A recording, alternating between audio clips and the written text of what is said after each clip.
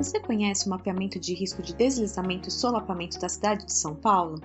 São Paulo é dividida em 32 subprefeituras, que são as unidades de administração regional da cidade. Dessas 32, 28 possuem o mapeamento das áreas de risco de deslizamento e solapamento. O primeiro mapeamento teve início em 1989, após um deslizamento vitimar 14 pessoas na favela Nova República, localizada na Zona Sul. Desde então, a cidade atualizou seu mapeamento nos anos de 1996, 2003, 2010 e desde 2016, a Coordenação Municipal de Defesa Civil vem realizando uma nova atualização.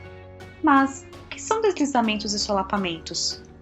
Deslizamentos são provocados pelo desprendimento de materiais sólidos, como solos, rochas, vegetação e material de construção ao longo de terrenos inclinados, denominados encostas. O principal causador desses movimentos é a infiltração de água, principalmente da chuva. Já os solapamentos são rupturas das margens de córregos ou rios, causadas pela erosão e ação das águas durante ou logo após a ocorrência de enchentes e inundações. Esses processos ocorrem naturalmente, mas a ocupação inadequada de encostas e margens de córregos pode induzir e acelerar esses movimentos de terra. Isso se dá por conta das modificações das condições naturais do relevo, através de cortes para a construção de moradias, aterros ou lançamentos concentrados de água sobre o terreno. E o que é uma área de risco?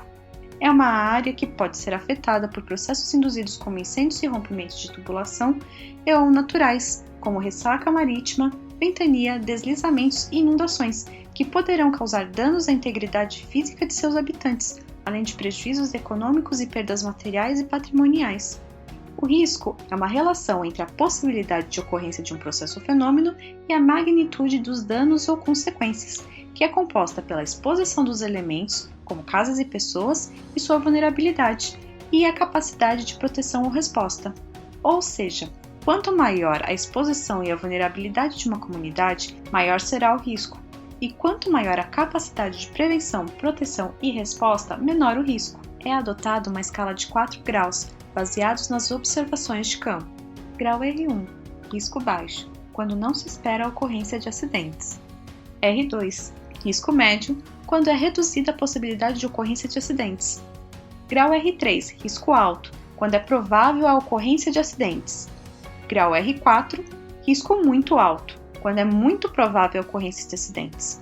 Cada área de risco é composta por um ou mais setores de risco, que são grupos de casas que apresentam o mesmo grau de risco. O que observamos para classificar o risco? O foco do mapeamento são os assentamentos precários, por serem os locais mais vulneráveis da cidade. Na vistoria dessas áreas, o agente de defesa civil devidamente treinado observa as diversas características do local para então definir os setores e seus respectivos graus de risco. São observados fatores como, por exemplo, declividade, também chamada de inclinação do terreno, e o tipo de processo. Essas duas podem variar de acordo com o tipo de solo, rocha, relevo ou de acordo com as intervenções humanas, como cortes e aterros. Distância e posição da ocupação em relação à encosta. As moradias localizadas no alto da encosta apresentam possibilidade de queda, as localizadas na base apresentam possibilidade de atingimento. Já as localizadas em encosta apresentam tanto a possibilidade de queda como atingimento. Qualidade da ocupação, que tem relação com a vulnerabilidade. Uma ocupação com moradias em madeira apresenta menor resistência ao impacto do material que escorregou. Já as moradias em alvenaria têm maior resistência ao impacto devido às suas fundações e paredes mais resistentes.